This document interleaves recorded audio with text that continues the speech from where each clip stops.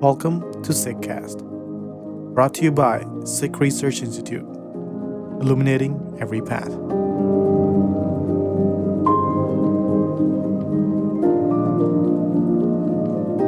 This episode of the Sikhcast is from a live event that originally took place on September 14th, 2024.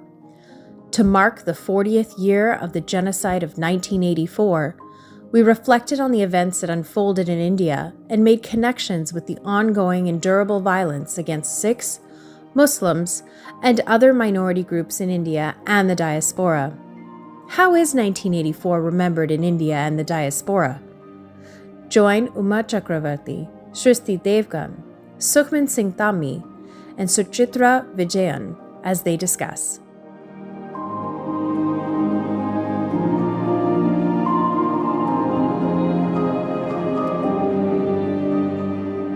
Waheguru Ji Ka Khalsa, Waheguru Ji Ki Fateh. Thank you so much for joining today's webinar, 1984 and Its Afterlives.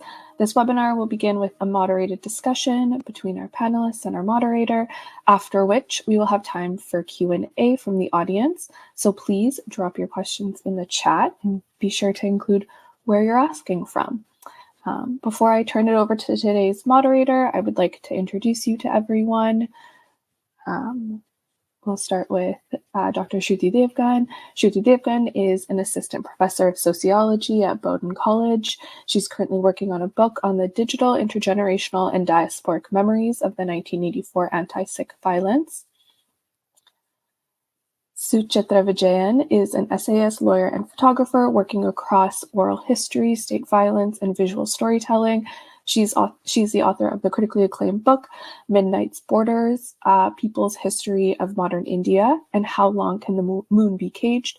Voices of Indian Political Prisoners. Next, we have Sukhman Singh Dhami, who is the co-founder and executive director of INSAF, a human rights organization working to end impunity and achieve justice for crimes against humanity in India, with a focus on Punjab. And lastly, we have Professor Uma Chakravarti, who is a distinguished feminist historian who has taught at Miranda House College for Women at Delhi University. She writes on Buddhism, early Indian history, the 19th century, and contemporary issues. Among her publications are Delhi Riots, 3 Days in the Life of a Nation, and many edited volumes. She's closely involved with the women's movement and the movement for democratic rights in India. She has been part of many fact-finding teams to investigate human rights violations, communal violence, and state repression. I will throw it over to Shruti now. Thanks very much, Manvinder, for those introductions and for helping start today's discussion. I'd also like to thank Inni Kaur, the creative director of the Sikh Research Institute, and everyone else at Sikri who worked in putting together this webinar. I'm extremely grateful to our panelists for taking the time to join us today. Professor Chakravarti, Suchitra, Sukhman, all of them do important and much needed work in documenting state violence and pursuing the cause of justice in their respective ways. So I'm really thankful for all of their inspiring and encouraging efforts and looking forward to learning from all of them. And of course, thanks to our audience for taking the time to join us for this important discussion. As we know, it's the 40th year anniversary of the 1984 violence, and this includes both the June and October-November horrors, as well as the years preceding 1984 and the time following it. Among other reasons, we remember 1984 to honor the lives lost, the living dead, the disappeared, others living liminal or in-between lives. We remember as a form of resistance to the Indian state's narrative and to forge connections between generations and stories spread across time and space. We decided to call today's discussion 1984 and Its Afterlives because on this 40th year anniversary of the violence, we also remember the events to make connections with the ongoing and durable violence against Sikhs, but also Muslims and other minority groups, both in India as well as in the diaspora.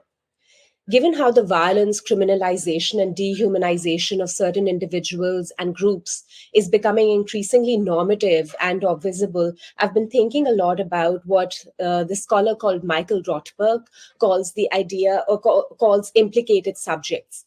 And broadly speaking, what that idea means is it encourages us to go beyond the binary of victim and perpetrators and calls upon all of us to reflect on our social positions and identities. And so to quote Rothberg, he says, implicated subjects occupy positions aligned with power and privilege without being themselves direct agents of harm. They contribute to inhabit, inherit, or benefit from regimes of domination, but do not originate or control such regimes. And I evoked this idea because I hope that today's discussion will help us understand many facets of 1984 and its enduring consequences, but also ask each of us to reflect on our positions and the big and small ways in which we can talk back to dominant stories and structures. So in terms of the format, I'll start by asking our panelists some questions, and then I'll open up the floor to audience questions in maybe the last half an hour or so. So without further delay, please let's start. And I'm going to start with Professor Chakravarti. So Professor Chakravarti, your book on the anti-Sikh violence in Delhi might have been one of the first, if not the very first book containing stories and testimonies of 1984. And so if you can please talk about the reasons or the process by which the book first came about. So what went into it? And if you want to briefly share one story or testimony from the book or your more recent work, that'll be great. Okay. So to start with, actually, the book that I and Nandita Haksar, she was my student. I was she'd been my student in Miranda House, and so we collaborated in doing the interviews and so on. But the whole process, in my own understanding and in a sense in the unfolding of the history of documentation, is actually the work that the PUDR-PUCL did in first writing that report called "Who Are the Guilty," and that report actually indicted a large number of people for the failures as being implicated in the responsibility for the manner in which that violence had actually unfolded. Its focus was on, in some ways, its focus was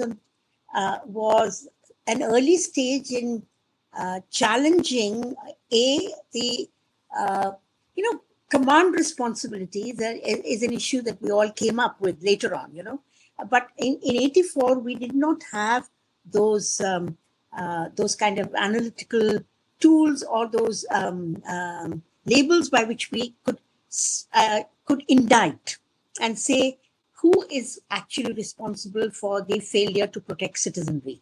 And of course, the fact that this is a massive riot. It's not that other riots hadn't happened, but this was a massive riot, and it was happening right here in the capital, and so on. So it had a certain drama about it. And from the point of view of our own history, the fact that the Sikhs and had been part of the same formation with the Hindus at the time of the partition made it particularly tragic as far as 84 was concerned, because then now you found that the Sikhs were being targeted in post-independence India.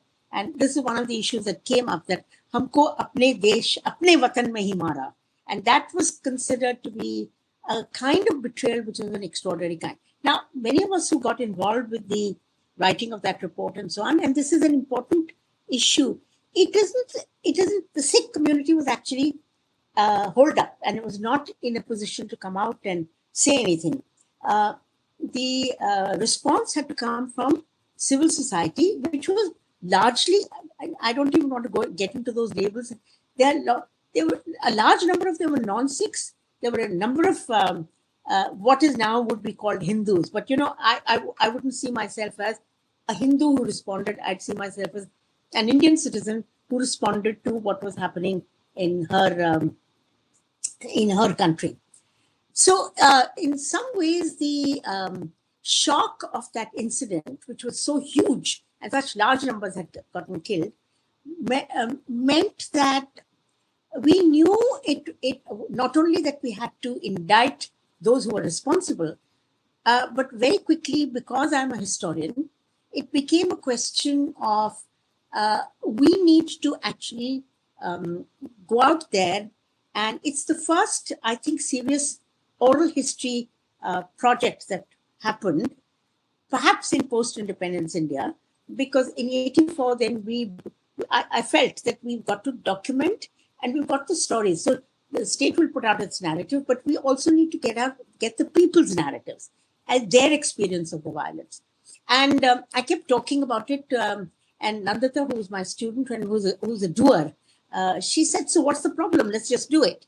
And she got hold of a few tape recorders and so on. And we were a group of 6 people, and we went off and we collected these stories of people who had suffered. But as we did that, we also made sure that we had others who were not directly victims or survivors of the violence, but also sometimes people who had been implicated in the rioting. We were told that and we often did other members of the community who may have had a slightly qualified position as far as their own relationship to responding to the violence was concerned. I do remember that one of the things that I wanted to do was to track the stories, not only from the survivors, but from those who witnessed it. And I had a range, we sorted out a range of people that we went and spoke to, which included young children in schools, and then went all the way to, older people who had lived through not only the partition, but, had engaged in Sikh history in a certain kind of way.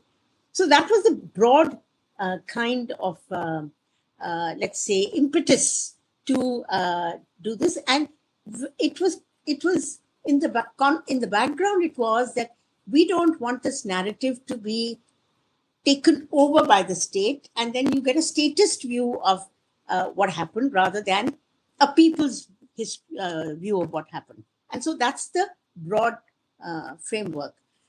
If you'd like me to, I would like to speak of one. There were the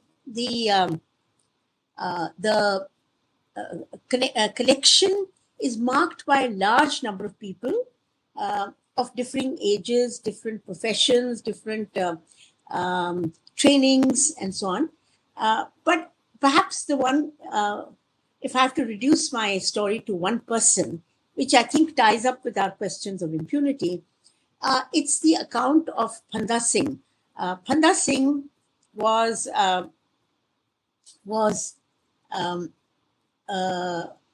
survivor of he was an older person. He was I think already in his 60s. He lost 2 sons. Tragically for me, the recording failed. The tape recorder did not work, but I made copious notes, and I have them. I still have them in my handwriting. Those notes, and I was the only person whom he was speaking to. It was an extraordinary journey. For one of the things that he was like a balladeer. He told his story like the displaced person, and he took it back to the partition because he had been a young boy at the time of partition, and they had come from Sindh. So there was a long journey that he makes, and he described it in the style of the balladeer. This is where we were, this is what happened, this is how we came. And he peopled it with, people like Gandhiji and Nehru come in as characters in the story that he told. And then he talked about this journey in which they have to be resettled. And they were settled finally in Rajasthan. Now, I want to flag this, that is, the worst massacres happened in the resettlement colonies, which was the place where the Siklikar Sikhs showed up. Labania Sikhs and the Siklikar Sikhs were settled. And Phanda Singh was one of them. So this is the trajectory he comes in. And it was really quite tragic because he describes how they come. They don't have settled places. Finally, they come to Delhi. And then he said, and then Panditayan gave us 25 square yards. And finally, they felt that they had settled, that we got our little plots. But that's the place which was the site of this furious violence, And so Phanda Singh's account then not only had this sense of this great betrayal, but it also was extremely fair. Now, this is something that I want to point out because, you could turn the story into revenge. How do there were a series of bombings and terrorist attacks, forget about terrorism, but attacks, that targeted attacks maybe, and so on. Bhanda Singh was aware. I raised it with Bhanda Singh, and I said to him, it's said, and he said, firstly, he dropped two things. One of the things that people tried to say was it was the poor and uneducated and the riffraffs that attacked the Sikhs, okay, that attacked these colonies. And so I said to him, log kehte hain ki chude chamaron ne kiya. And he gave this brilliant, absolutely, I've never forgotten those words. He said, sab ne mara. Baniyon ne mara, brahmanon ne mara. Jisne kabhi chूहा nahi mara, usne bhi mara. So he was absolutely, he was a real eyewitness and a non-partisan eyewitness. And then he turned around and he said, we don't want this revenge, we don't want this business. We want kanuni karwai ho, कानून के द्वारा हमको न्याय मिले. That, I think, has been the call. And for all of us who have been part of that movement of accountability, that is it. It's the search for justice. And the justice that is the only way. It's the first one. Reparations and all will come later on. Justice itself must be done. And that is that, and it must come from the courts. So it has to come from the official structure. It has to come from those places. So I think that's the story that I would like to flag for you. Thank you so much, Professor Chakravarti. That was really, there was a lot there, and that was a very evocative story that you shared with us. And your work, of course, is really valuable because, like you're saying, it was one of the first counter narratives to the state, right? Collecting people's stories and resisting the state narrative is such an important part of this work that you and everyone else who's on the panel is doing. Because the story of 1984 really still has been monopolized in a big way by the Indian state and how they had controlled media at the time. And so your work is really valuable. And also what you said in terms of, how the caste and class dimension, both in terms of who was targeted, but also the perpetrators, like you just said, Bhanda Singh told you that it was everyone. So the wide ranging nature of violence in that way. And also you brought up your positionality. And I'll go back to that question a little bit because I grapple with that question a lot as someone who's Punjabi but is not Sikh. I reflect on my positionality a lot. So we'll go back to that question. So for now, I'm just going to keep going and, bring in other panelists. So for Suchitra, my question is, again, with the kind of work that Suchitra does and the writing that you do, I would like to, again, know a little bit about that. So in your organization, the Polis Project that you helped found, and your books, especially Midnight's Borders, you cover a wide range of topics and communities, right? And all of, a lot of your work, again, centers on state violence, on borders, on storytelling. So if you can please tell us about how you became engaged in this work. And again, even though you cover a wide range of topics and communities, if you've encountered any relevant stories about 1984 or anything related to 1984 that you'd like to share or highlight with us, that'll be great. Thank you so much. An absolute honor to be in conversation with all of you. I think for me, I write from a place of not knowing. For me, I trained as a lawyer, and my first work that I did post qualifying for the bar was to work for the tribunals for Yugoslavia and former Yugoslavia and then Rwanda. And what really struck me was, as a young person who believed that institutional systems and justice and human rights really could find us solutions, and you find yourself in a tribunal that has already existed. By the time I got to the tribunal in 2006, it had existed for a while. There was a documentation of what had happened in the genocide, and yet the demand for justice felt so incomplete. And what became the question that I'm still trying to answer and I haven't answered is, what does one do in the aftermath of immense violence and grotesque brutality? Where does one search for justice? Can one search for justice? Perhaps that's the first question. What does justice look like? Is justice just remembering? Is justice just acknowledging? And just as you try to understand questions of justice, you're then very quickly taken back to the moment of how did this violence even was allowed to happen, right? And those questions, again, I think it feels so real now as it did 20 years ago. I'm sure for many of us who've been doing this work, that question remains pertinent.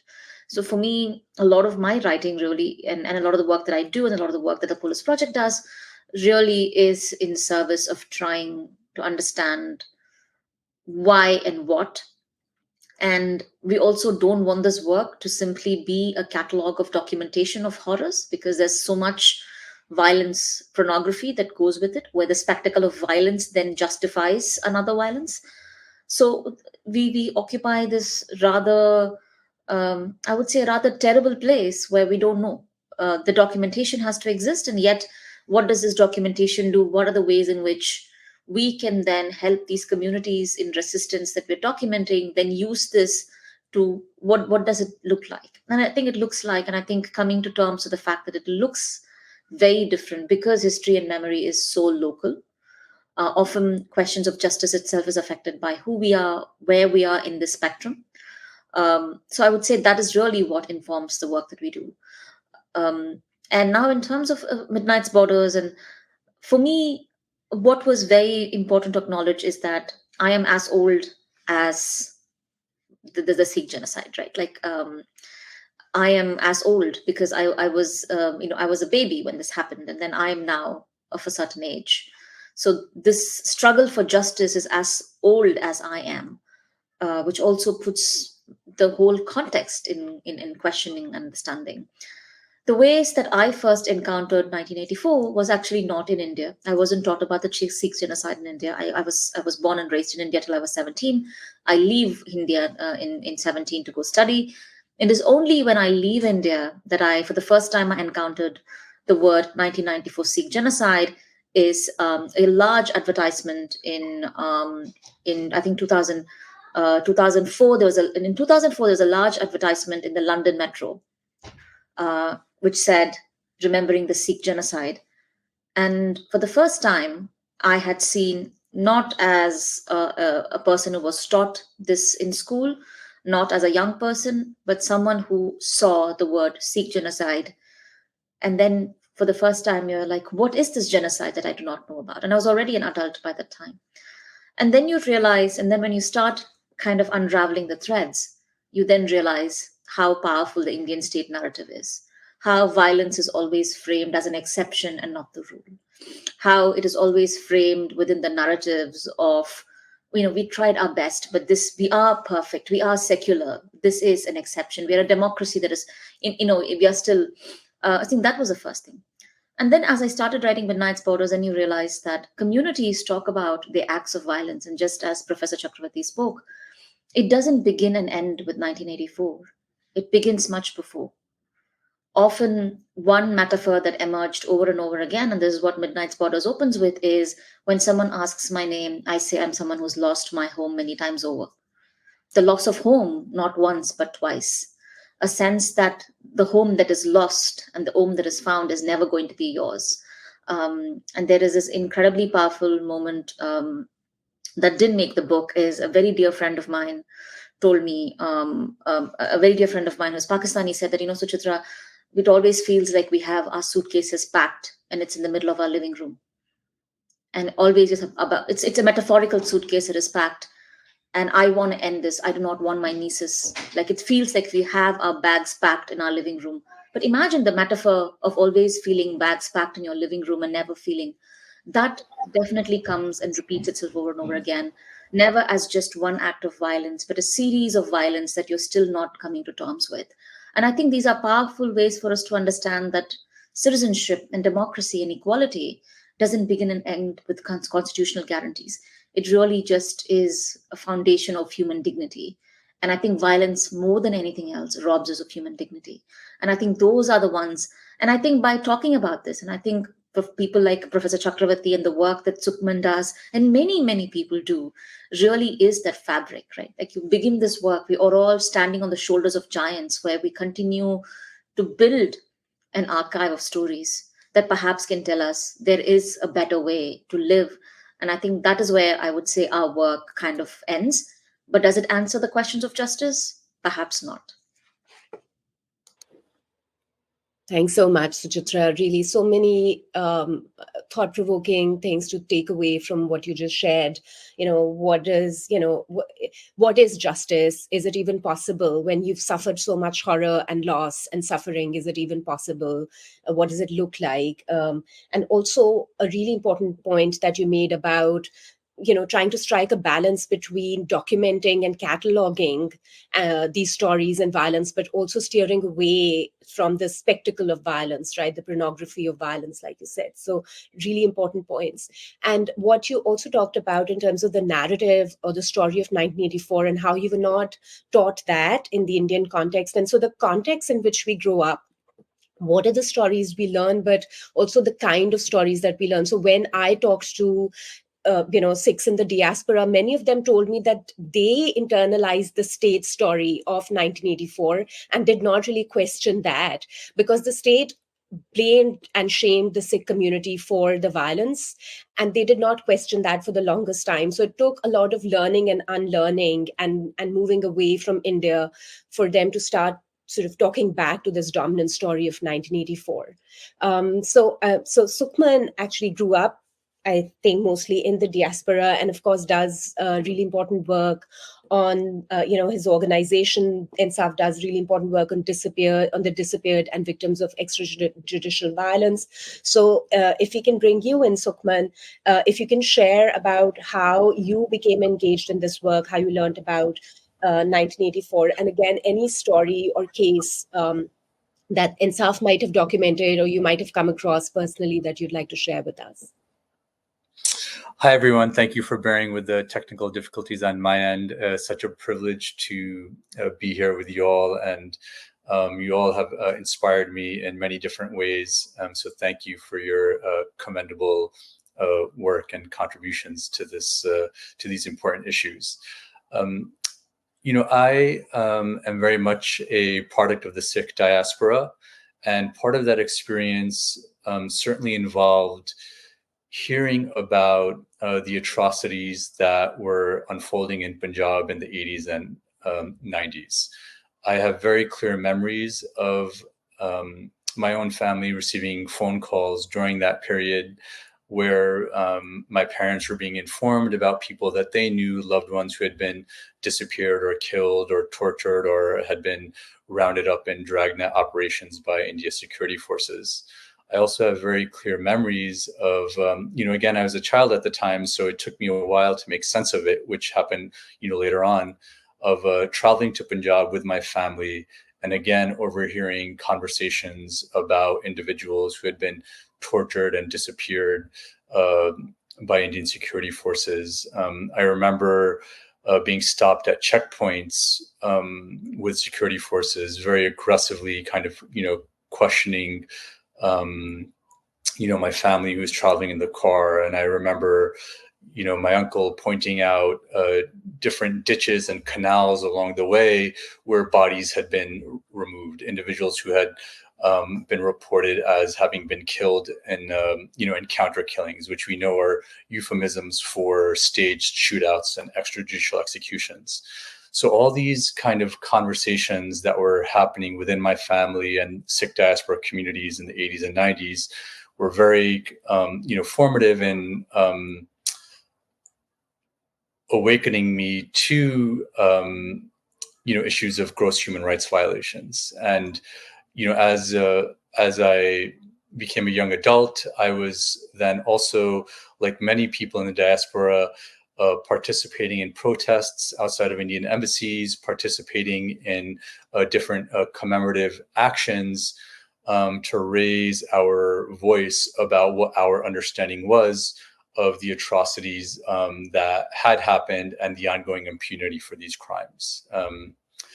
And I would say these experiences were very formative in me understanding not only the experience of Sikhs, but other communities and groups who had been targeted by the state of India, including Kashmiris, including the people of Nagaland and other states in the Northeast. And it is what motivated, my interest in human rights and ultimately to, pursue a career in that field and start an organization called INSAF. And although our focus is certainly on enforced disappearances and extrajudicial executions in Punjab, our launching point was actually a seminal report written by INSAF's co-founder, Jaskarn Kaur, called 20 Years of Impunity. And now you could easily title that report 40 Years of Impunity, which was about the genocide that was perpetrated in Delhi. And this report, I think, is very significant because it actually looked at 1,300 affidavits that were submitted to two different commissions that had looked into the, quote unquote, Delhi riots. And it's clear from the analysis and the information that we extracted from these affidavits that these attacks, these organized killings were not riots. And in fact, they were very premeditated. And another misconception that I believe that the report definitively clarifies is that not only were these atrocities organized by the Congress Party, but the state was very much instrumental in perpetrating this violence. So it's often kind of, labeled rightly so and attributed as a Congress Party organized atrocity. However, it's clear that very significant state agencies were mobilized to perpetrate this violence at scale. And just to kind of highlight some of those state agencies, we have the Railway Protection Force, we obviously have the Delhi Police, we also have the Indian Army. And so to mobilize these institutions, it went beyond just the Congress Party. So you certainly had significant state actors beyond just the party who were kind of working hand in glove with the architects of these crimes. And, with that report, I would say is what kind of launched INSAF. And it also draws connections between another significant atrocity crime, which was June 84.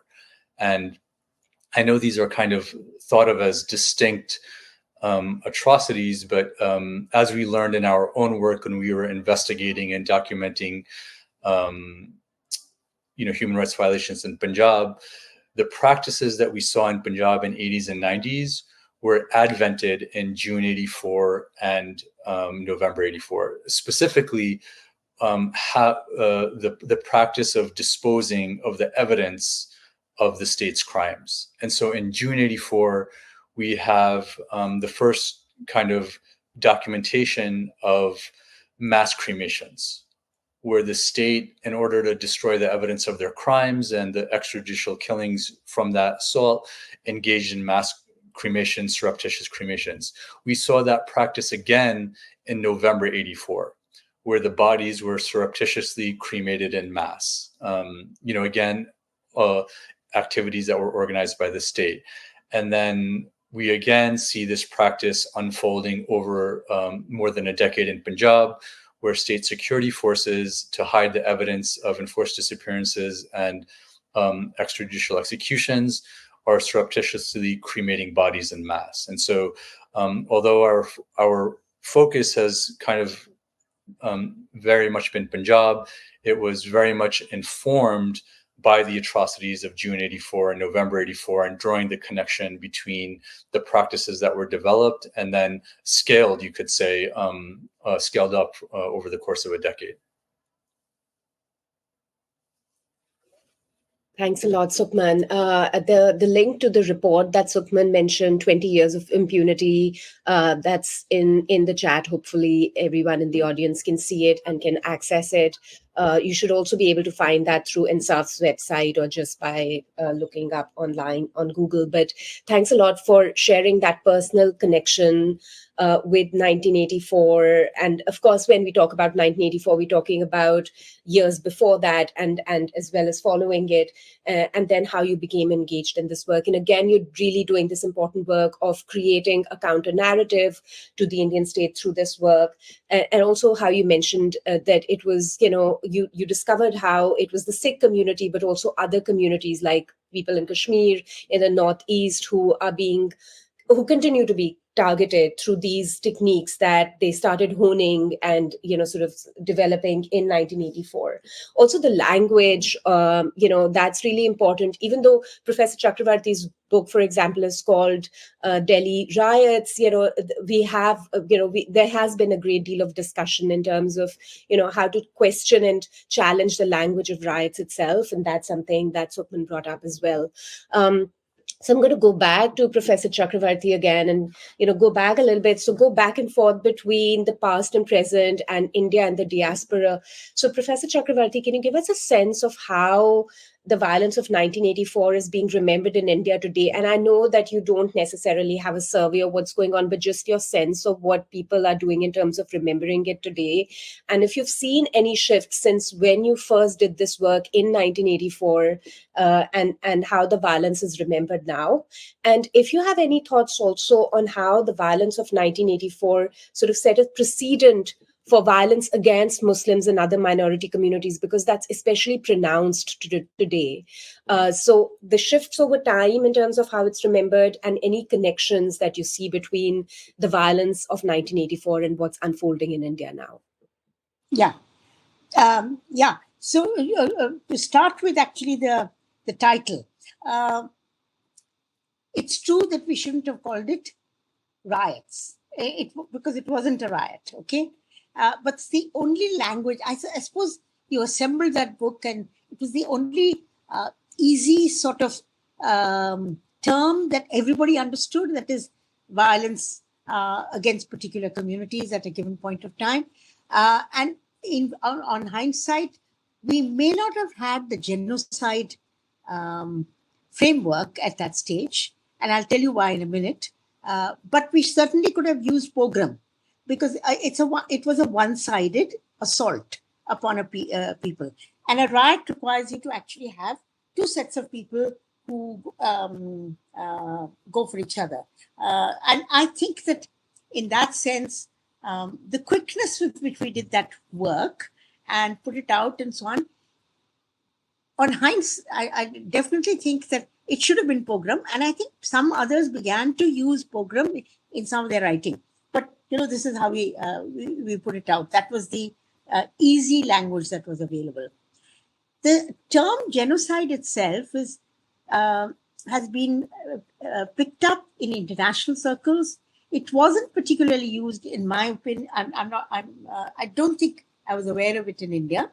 But we did have to argue and this will answer your other question. See, the second huge assault that we've had, and systematic, it's something to be said for the, what would you call it, the vitality of the Sikh community, that it was able to return. They never forgot 84, okay? It was very important that they continued to remember 84. But there's a way in which they sort of picked up and built their own lives, rebuilt their lives in a certain kind of way. And there were these international connections, and there were groups of people who did become part of the diaspora and kept it going over there. But within India, it seems to me that, for instance, like if we talk about 84, who are the people who talk about 84? Every year, there is an event that is organized, and we are often invited to go there and speak about it. So various categories of people do remember that. To some extent, it's like the partition. The partition is also remembered now by across the globe, beyond the community that was actually suffered that violence. But that doesn't take away from the fact that there is a particular way in which the Sikh community's sense of betrayal. That's why I said 10 years later, after the Rangnath Mishra Commission had come and gone, and Nanavati came and went. I think one of the essays that I wrote at the end of 10 years was this thing which said it's actually the Watan. The women spoke of Hamare Watan mein hi humko mara. So that memory of, look, what is it that we were supposed to be the citizenry of India? We came from the other side, which of course is an interesting statement in itself. So, and yet now in our own country, we have been turned upon. I mean, people turned upon us. So in some ways, I think that hurt has never gone away. 10 years, you mark every time, 10 years, 20 years, 15 years, a whole series of these things. And the fact that you didn't get justice, particularly early on, was striking. But I want to here also flag. So we got to the term genocide after a big battle in the International Tribunal for Justice in Gujarat. And that is because it was an international tribunal. And there were people who would come with, Rhonda Copeland was there, and a couple of others who had worked in the European context were there. This is still pre the, the setting up of the International Court, okay? I think it coincides. Maybe Suchitra will be able to highlight that. But what was significant is that the international component was working with the model of the Holocaust. They wanted 6 million dead. And I remember the discussion that we were having. I was the oldest person in that group amongst the Indians, and perhaps amongst the entire crowd. And I was stunned. I couldn't believe that they were saying that that genocide is not to be used in the Gujarat context. Okay. So I then turned around and said, look, this 6 million model doesn't work for us. It is targeted violence.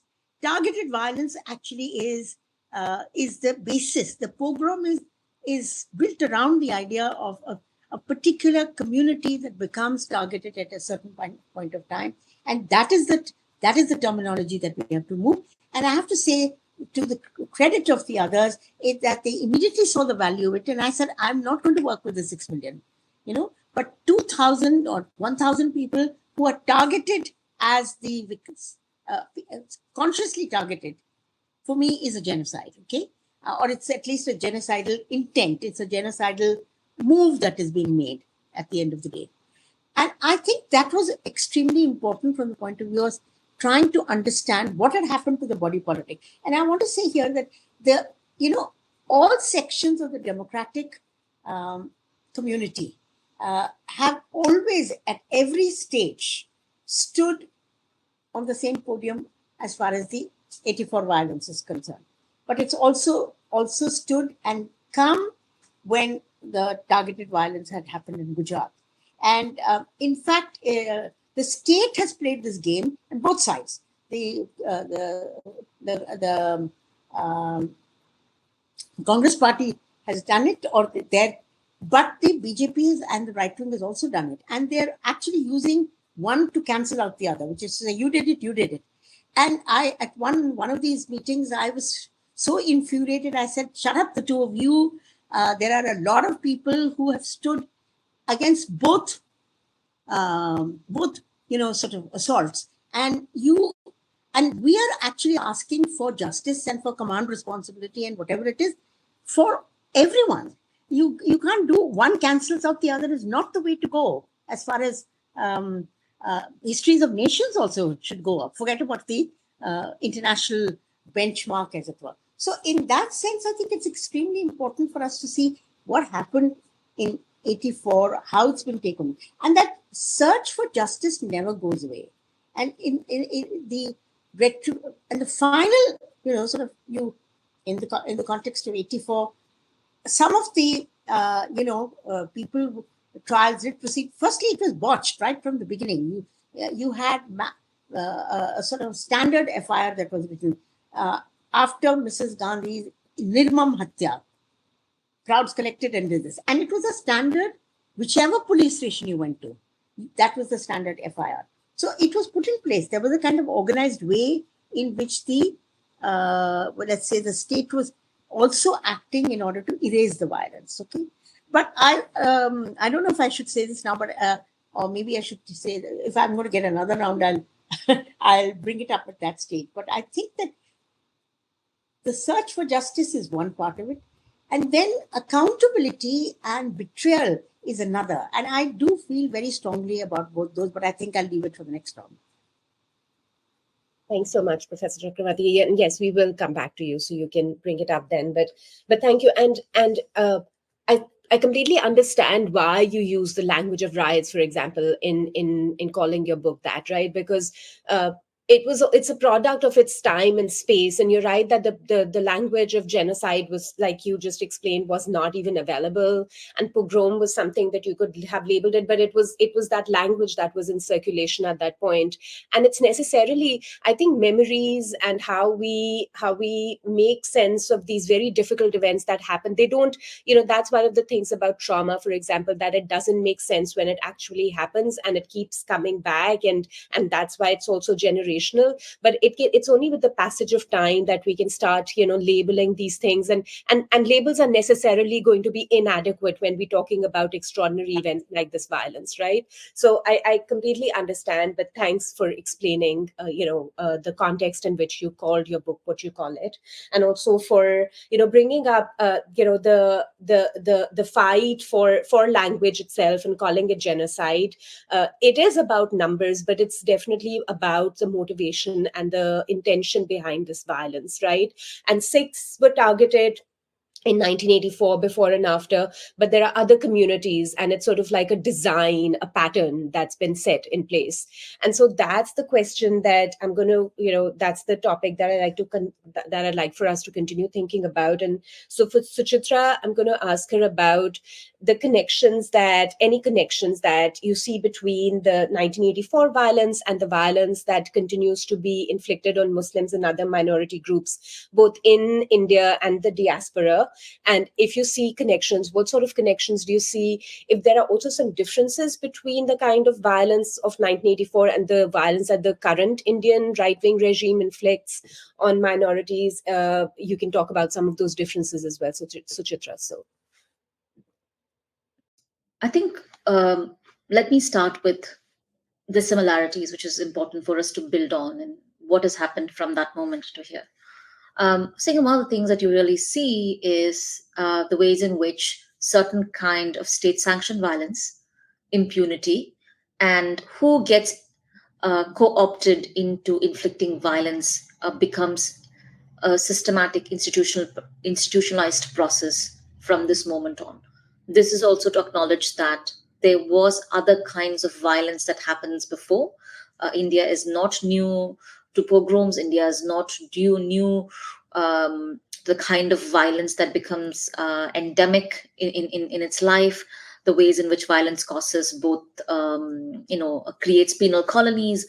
None of this is new. But what 1984 really does is, one, it happens in the heart of the capital.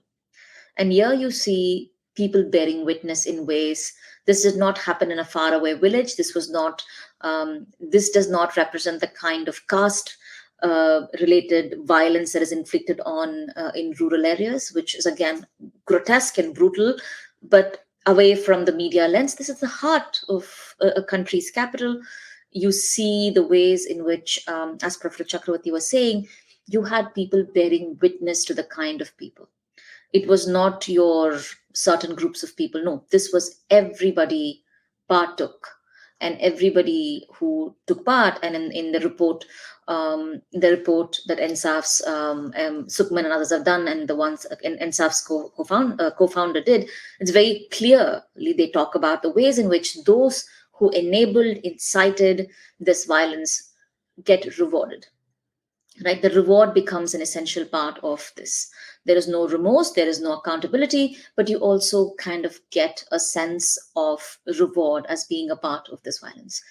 Now, the second thing it really does and begins this idea in which we don't call it vigilante violence when we talk about this work or in my work.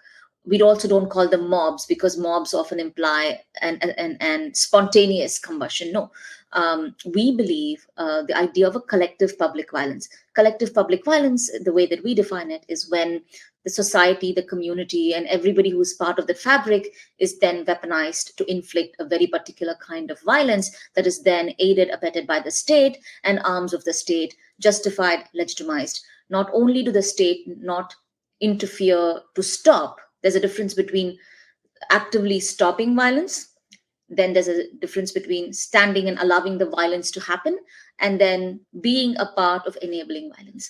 And what you see with 1994 is a very clear, publicly available documentation of this violence not only being sanctioned, but here the collective public violence of enabling the citizen to become the extended arm of the state, as aided by the arms of the state itself, becomes something, a pattern, which then gets replicated. For example, it's very clear that what you see in Gujarat, circulation of lists of people in the electoral list, kind of begins with 1984, where people's electoral lists were available and they were circulated. Where people lived was already predetermined. People knew where to go to target whom. So you were targeting a community and putting a mark on their back. So I think that is something that really begins.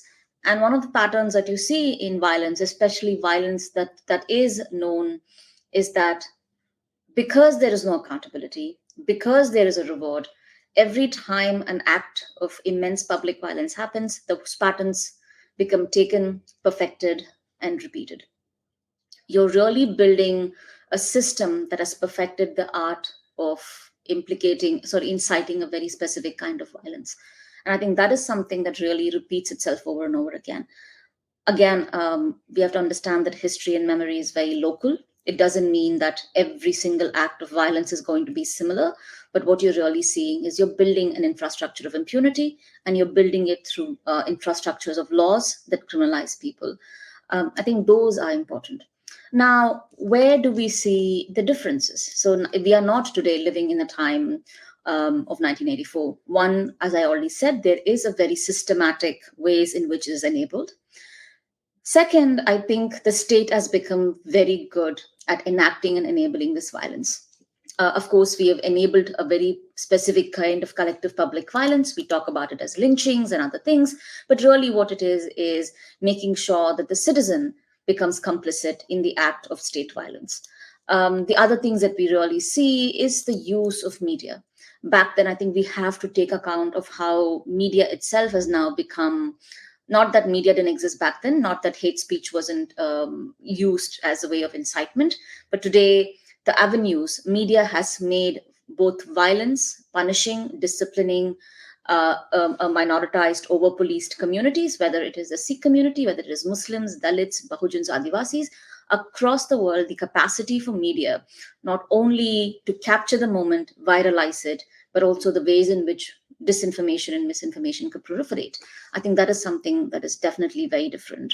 I don't know if this has been studied in a very specific way. The other thing I think we've gotten very good at, and I think scholarship, and I think this is something that's very similar to what Professor Chakravarti said, is that we have gotten better with dealing with the language. We've gotten better with understanding where this language is. There is more scholarship that is coming that kind of wants to not only problematize, but understand that language is essential, that we need to use a very specific kind of language, that we need to understand, we have to name the beast in order for us to get it. And I think those are valuable ways in which we kind of engage with this. I think the fact that today more and more scholars understand the role that caste and class play when we talk about this violence becomes important. I think I'll kind of leave it at that. But I think just as we understand the similarities, I think we also have to understand that we are in a place that is far more scarier. The capacity to do that violence is important. And only other thing that I want to add about the genocide or the linguistic aspect of it is that it is never about the numbers. If you go to the genocide memorial in Rwanda, actually has a very specific thing that says that it's never about the numbers, right?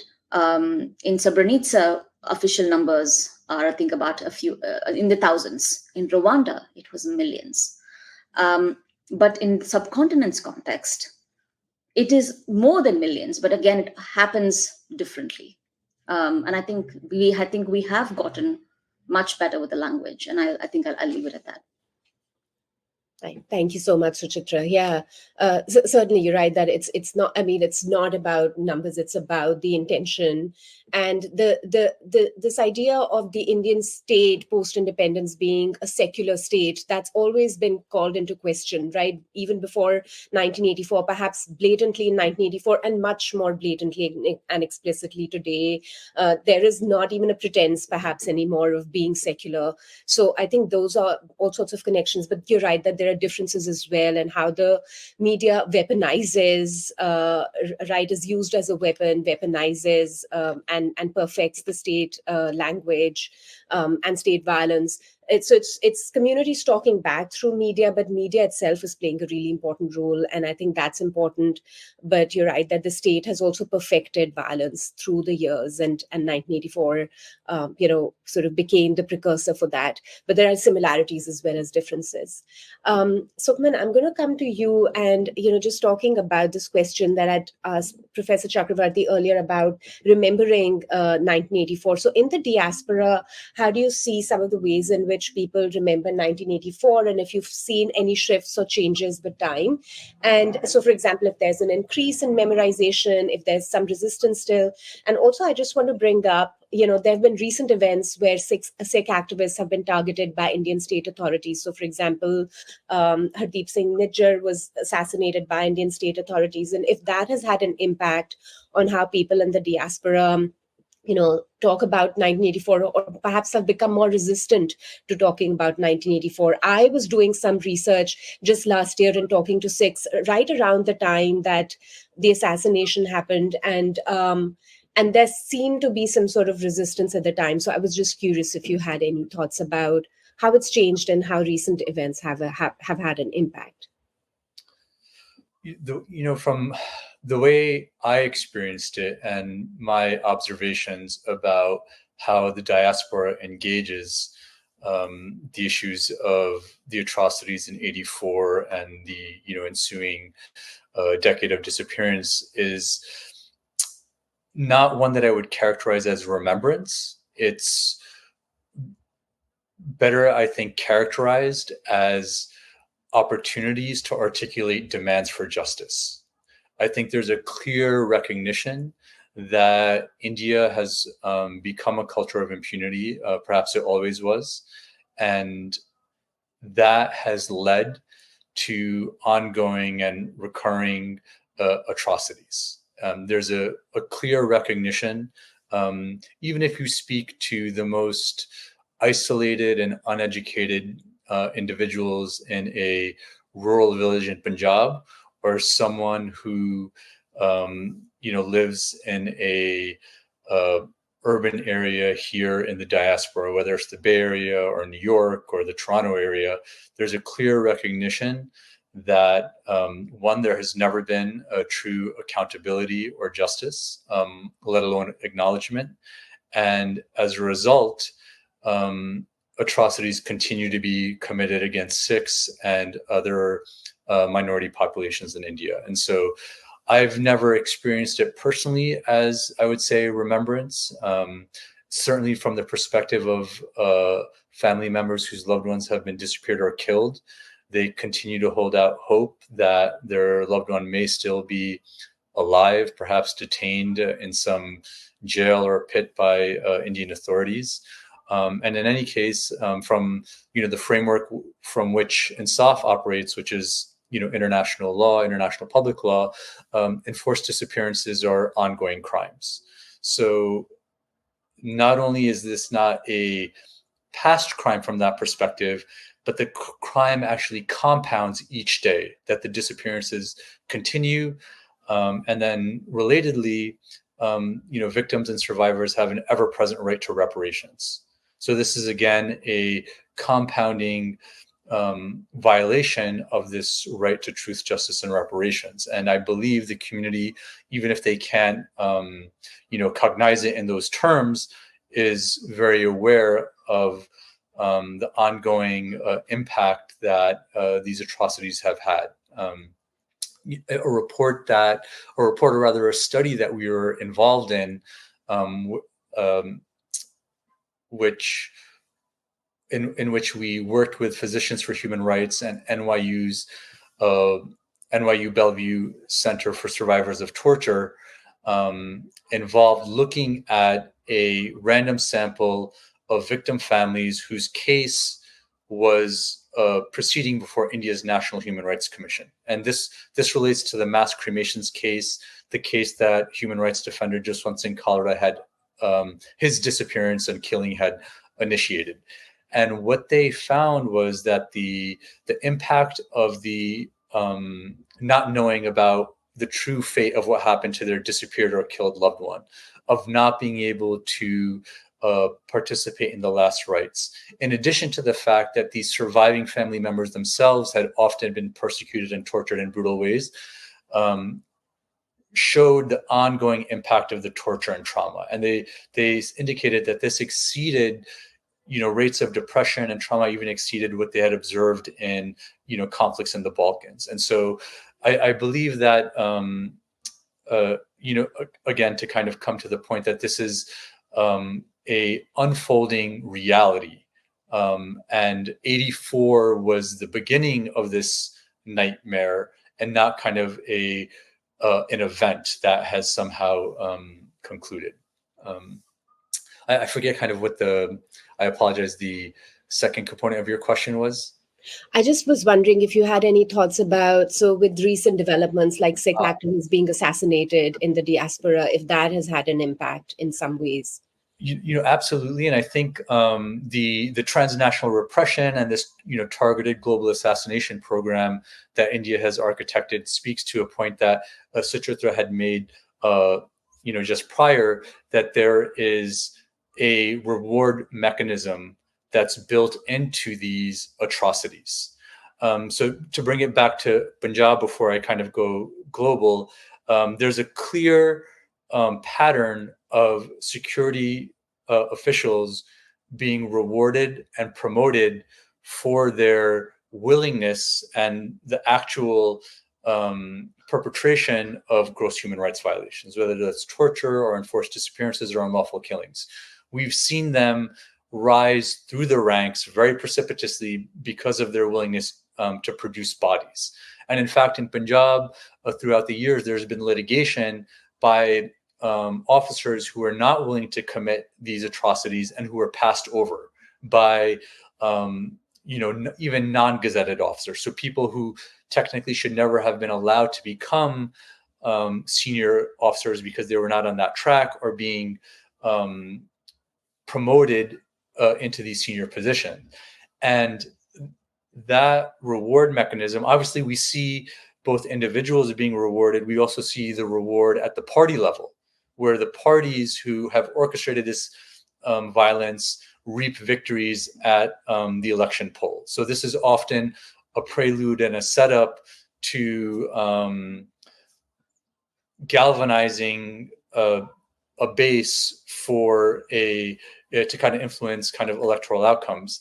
And we see all of that continue to unfold today, where the individuals who are killed in Canada, in Pakistan, who are under threat of assassination, are being targeted by agencies, namely the Research and Analysis Wing and India's National Investigative Agency, which were up until very recently led by two officials, Sumant Goyal and Dinkar Gupta, both of whom were senior officials in Punjab police who committed atrocities. And you see that these individuals were rewarded and promoted through the years, and then went on to lead the most powerful security agencies in India. And until very recently, and I believe it's directly connected to the global assassination program, the fact that it was exposed in a very embarrassing fashion for India that these two individuals were very recently removed. And so I think there's a clear connection between the impunity for the atrocities in 84 and afterwards, and also who has favor with the Indian state. It's individuals who are willing to engage in gross human rights violations, law be damned. Right. Thank you, Sukman. Yeah. So you're talking about you're raising a really important point about how it's about memory, but perhaps less about memory, but something that's ongoing, and it's not really finite, because people are still searching for justice and still living in the hope for justice, especially in the sort of work that you do with the disappeared, right, or people who sort of live these liminal in between lives. And the structure of punishment, which is very, very the structure of rewards, actually, which is very concerning, right? That how it's being institutionalized and being, honed and sharpened over time. That's really concerning. We're getting close to the end, so we still have a few minutes. I want to take in audience questions. We have, I think, a comment and a question here already. If you can please start sending your questions, that'll be great. Perhaps I'll read out these questions and comments, and if there's time, I do have a few more questions for our panelists. If there's time, I can share my questions, but I do want to foreground some of these comments from the audience. So Paramjeet writes, I think it's mostly a comment for Professor Chakravarti. Hope for justice. Hope for justice continues even after 40 years, especially by the victims staying in widow colonies.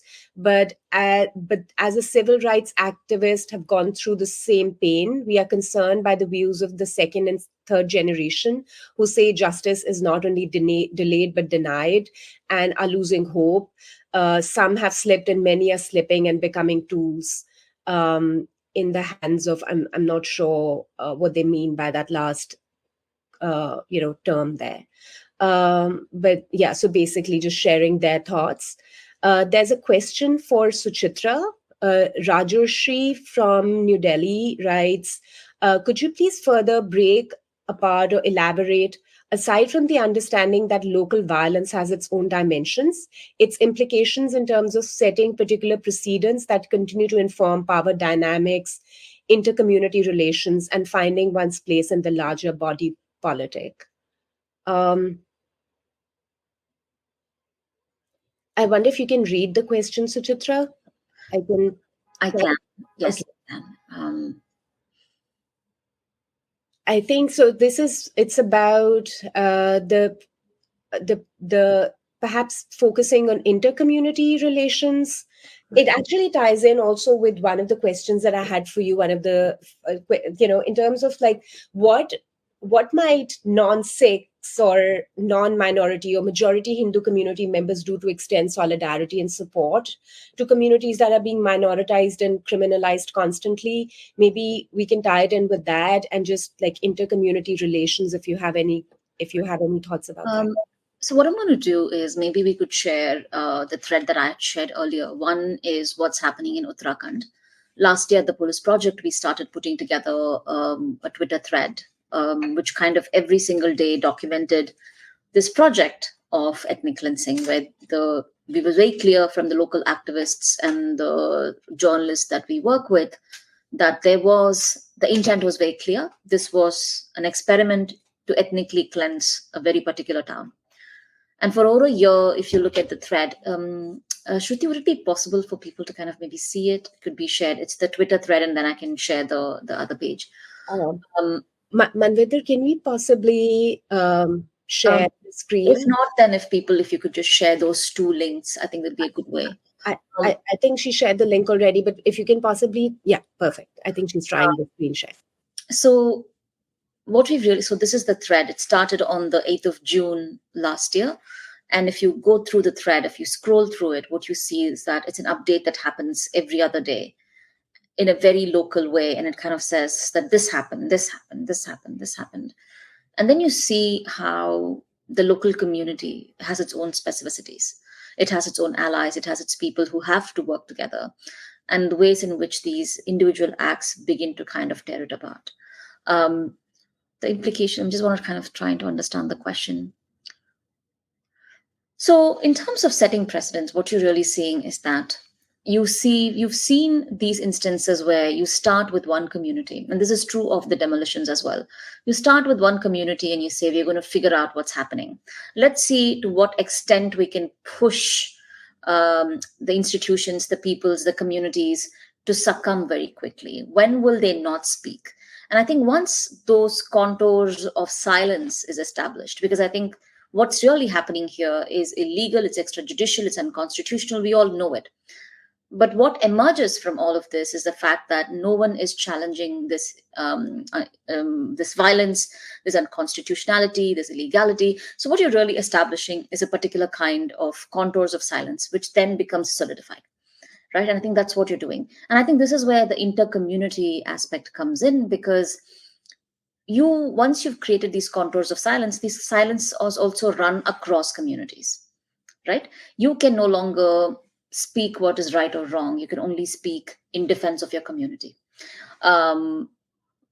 Journalist Rajshekhar's book, Despite the State, has this exceptional moment in the Gujarat chapter where each community, the Hindu community within Gujarat, has been so policed and self-segregated that as a Gujarati Hindu, a particular caste, you can only help people from your particular caste. It's no longer, of course, united by anti-Muslim hate, but you could only give houses to people from within your caste, within your community, so the ways in which this kind of breaking apart of the fabric of the society plays out. And I think I would really urge people to look at. I think that moment that Rajshekhar describes in Despite the State is another example of ways in which communities get defragmented. The other second question about what can people do, and I think the most important thing that people who come from majority communities, people who come from communities that hold a certain kind of privilege in a very Hindu India, is to start in your own living rooms. Have conversations about history, have conversations especially about caste, have conversations about privilege, have conversations about anti-Muslim bigotry, about anti-caste violence, caste bigotry and prejudice. And I think for me, one of the things that we do at home is I have an 8-year-old, and it is to kind of understand, for me, the best way I could describe it is to raise a good human being, you have to become an exceptionally better self of you. So for me, it is having conversations about what does it mean to raise a child without caste. It is not denial of caste. It is not lack of acknowledgement of your own complicity and your own locations. But what does it mean to raise a child as someone who's anti-caste, who understands how bigotry works, who understands how Islamophobia works? What does it mean for us to teach allyship from a very young age? Those are much harder questions. And I don't think there are right answers, but I think the biggest change has to happen in our living rooms. We cannot go talk about equality and justice outside, but refuse to figure out what that looks in our own living rooms. We cannot talk about secularism outside, but refuse to challenge the everyday. I mean, let's be honest, an average upper caste Hindu home today is a deeply violent casteist home. The kind of things that get spoken are deeply violent, and our children learn from that. And I think it is important that we started. I don't think Sikhs or minoritized communities or Muslims or Bahujans or Adivasis need saving from as a majority. They want us to learn and fix our own communities first. So maybe perhaps for me, it really does start at the living room and what we can do within our communities. And of course, constantly keep listening to what others need from us, what kind of solidarity they expect from us. I think that's also important. Solidarity is not what we choose to give. It is how we turn up for them the way they want us to. And that has a material cost. It comes at a huge cost. And I think those are the things that I would definitely think about. Right. Thanks so much, Suchitra. Right. So it's so important to make the connection between the micro and everyday and what we're doing at the macro level, and not making assumptions in terms of what people expect us to do, but be open to listening to what they have to say. if people want to share more questions, we do have some more time. In the meantime, I'm going to maybe ask some other questions that I have for our panelists. So going back to Professor Chakravarti, Professor Chakravarti, whatever you want to say, go ahead and do that. And if you want to reflect a little bit on your positionality as well, we talked about it earlier. You talked about how you did not necessarily see yourself or identify yourself as Hindu when you were writing the book or doing this work in 1984. Anything that you want to talk about with respect to your positionality, and anything else that comes to mind? I know you wanted to say something. Yeah, no, I'll quickly take the question of positionality. I think is, well, it's perhaps it's important, but perhaps it's also not, because if you come at it from a different history, someone like me is born before partition, born before the nation is formed. You enter the what's it called, the public sphere, understanding yourself as a member of a larger community, and you didn't see yourself as necessarily A, B, C, D till some of it started to hit you in the face in a certain kind of way. Now, I will leave that aside, but there was a question that was asked, and I think this is important, because what do we choose to focus on and what do we choose to erase? That's a question that I also want to put over here, because in the context of 1984, and that's the question that I think was raised by Paramjeet and so on. See, the point is we have gone back. We members of the PUDR, we've gone back now to the community that actually faced the worst violence. And I mentioned the resettlement colonies. Now, these two, this targeted violence in these two large slum dwellings, as it were, saw the largest slaughter. It led to some kind of relocation and whatever it is. But it's a community that was actually forgotten. And it was forgotten by everybody, including the Sikhs, who may have been talking about the international dimensions of it. So for me, and I want to bring gender in here, see, it is 3,000 widows, 3,000 women who were the testifiers of the 84 violence. They are the ones who saw, because the men were either being killed or they were in hiding. And this was stated to us. So these women have borne the entire struggle for justice. They've gone to the court repeatedly and back, but they've also suffered depredations in their own family. It's a situation in which next generation and the next generation is carrying those wounds. So at the end of the day, I think it's very important, when we do talk about violence, let's also talk about, what we want to focus on. How do you want to repair? Reparation is a very important aspect of, reconcile, to bringing back a normalcy, a state of being. And while there is no overt tension between Hindus and Sikhs anymore, the fact of the matter is that everybody has forgotten the survivors of 84. And I see that as really tragic.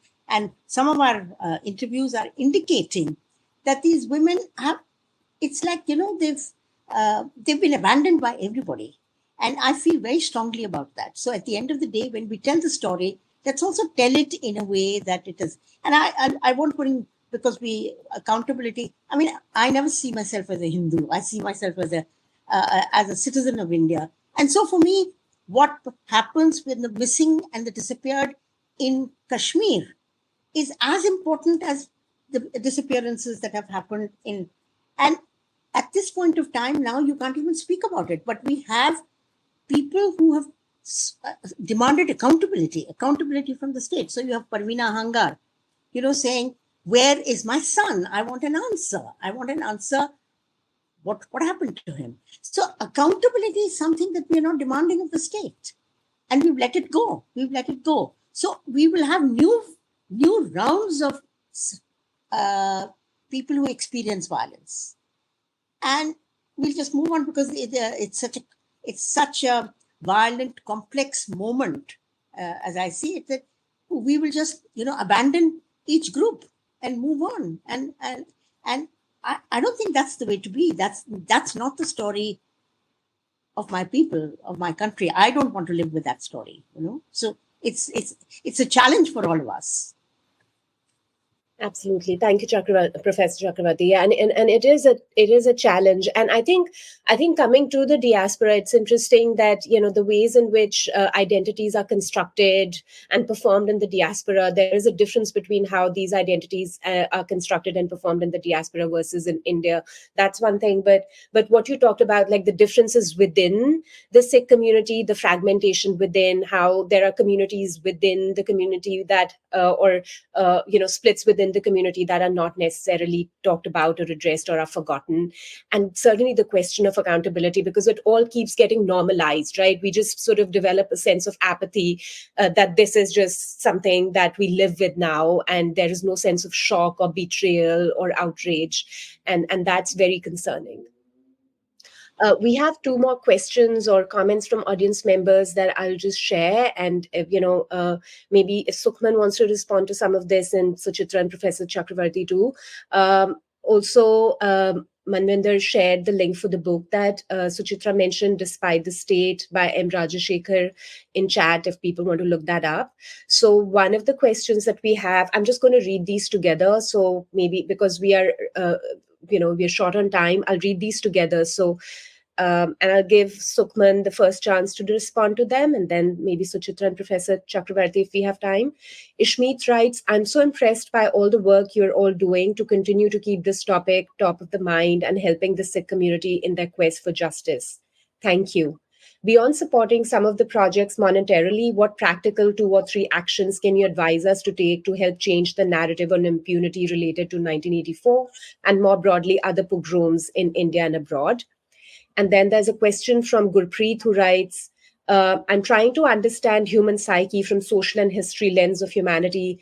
500 years ago, Guru Nanak Sahib writes that the rulers are like tigers or lions, and their officials are dogs who harass and persecute the innocent subjects. The rulers suck the blood of the public through these dogs who lick the wounds. Today, we are remembering the Sikh genocide or liquidating political activists as Naxalites. What tools can be used to bring a change at human level where governments or people in power don't do this othering? In some ways, they're kind of related. So some thoughts about future directions or some things that we can do to help change the narrative. Sukhman, I'm going to see if you have thoughts about these questions.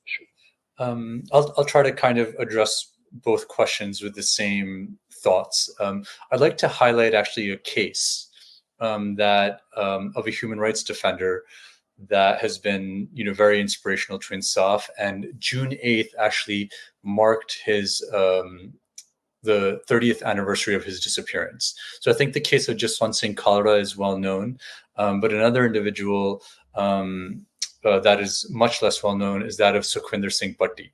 He was a lawyer based in Sangrur district of Punjab, and he engaged in very creative lawyering where he was able to get individuals who were in police remand transferred to judicial custody by filing a particular type of petition in the Punjab and Haryana High Court.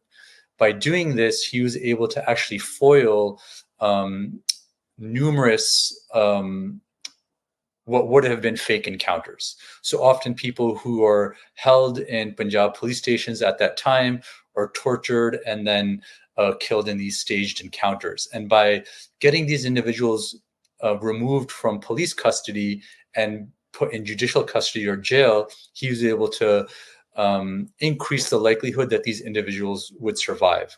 As a result, he himself, Sukhwinder Singh Patti, was ultimately picked up, tortured, and disappeared by Punjab police. And that happened 30 years ago on June 8th. And the reason why I wanted to highlight that case is because I think it exemplifies how, in this case, through lawyering, you can actually resist and, make a real contribution to these issues of human rights. And relatedly, I want to highlight his case because I think one of the questions was, beyond kind of giving money to these, different causes and organizations, how can we participate? I would encourage people to become familiar with the resources that are available. Polis Project puts out incredible content. Professor Chakravarti's work is still highly relevant. Insaf has a lot of resources, whether it's videos or reports or other kind of interactive tools that kind of connect the dots between different types of data, I would really encourage you to familiarize yourself with this and disseminate this information and hold conversations, because I think one, by educating yourself, you can kind of speak to specifics, but I think you can also draw a lot of inspiration. Of course, these people were victims, but there was also a huge amount of courage and resilience and love that's exemplified in this documentation. And I think you yourselves can kind of draw inspiration from that, and perhaps it'll inspire you to kind of think of solutions both at the local level and, regionally and globally. Thanks so much, Sukhman. And Manvinder just shared the link, the work that Insaf does, and the digital archive that they've created on mapping crimes against humanity and enforced disappearances. So the link is right there. Suchitra and Professor Chakravarti, do you have any thoughts or closing thoughts on those questions, or anything else related to 1984 and remembering it? Whoever wants to go first. So Chitra, do you want to go first, and then maybe Professor Chakravarti can help us? Yeah. I think for me, this question, I'm reminded of this moment in Midnight's Borders. There's a really powerful moment when, again, this happens in Nagaland. The person I'm talking to says something incredibly powerful. And the idea is that when you are powerless, time will acquit every crime against you. So for me, the older I get, I feel that building power as community, across community, it's become, I feel, the way for us to move forward. Building power is very different than occupying political positions of power. When I say building power, I think that building power is an act of community. It's an act of being in conversation with each other. It's the act of calling people in. And I think we need to learn what it means for the South Asian.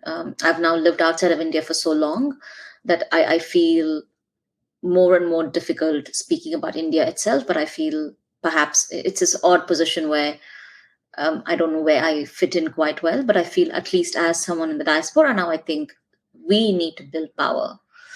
And building that power becomes the basis of us challenging state impunity, challenging and I'll just leave it at that. And that's wonderful. Thank you so much, Suchitra. Yeah, Professor Chakravarti, any thoughts on those questions or any closing comments that you have?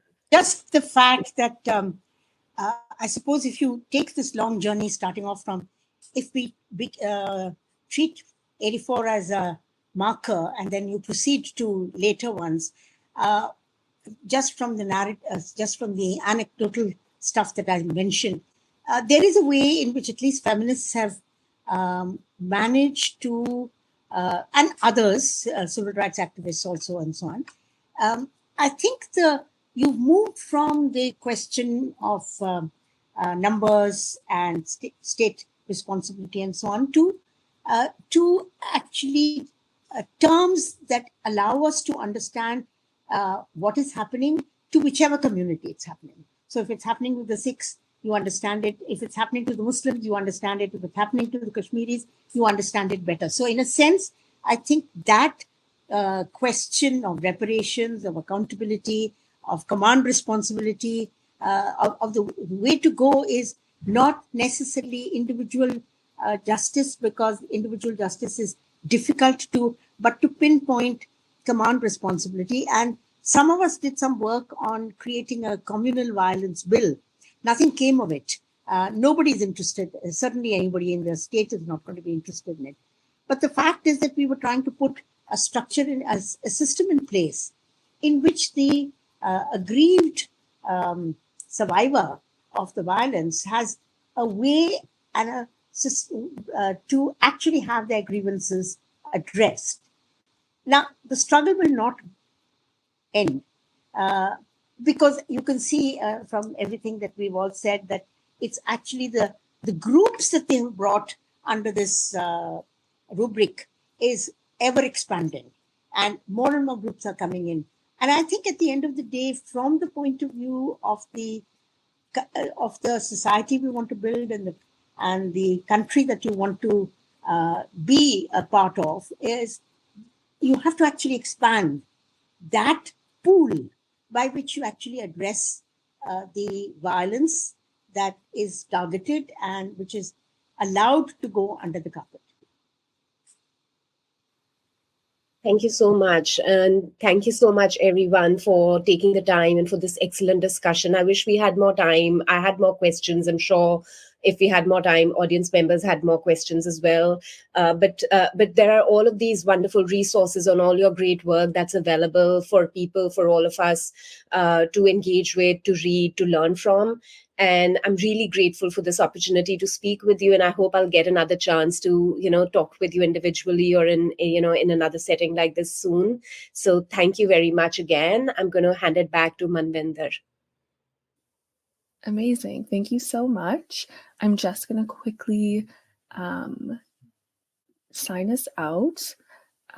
Again, thank you so much, everyone, Dr. Devgan, Professor Chakravarti, Suchitra, Sukman, and for everyone that joined us today. And as always, tune into the Sikh Cast, a podcast produced by Sikhri, where we explore various issues and events affecting Sikhs worldwide. Thank you for joining in today. Today's webinar will be ending now. Vaheguru Ji Ka Khalsa, Vaheguru Ji Ki Fateh.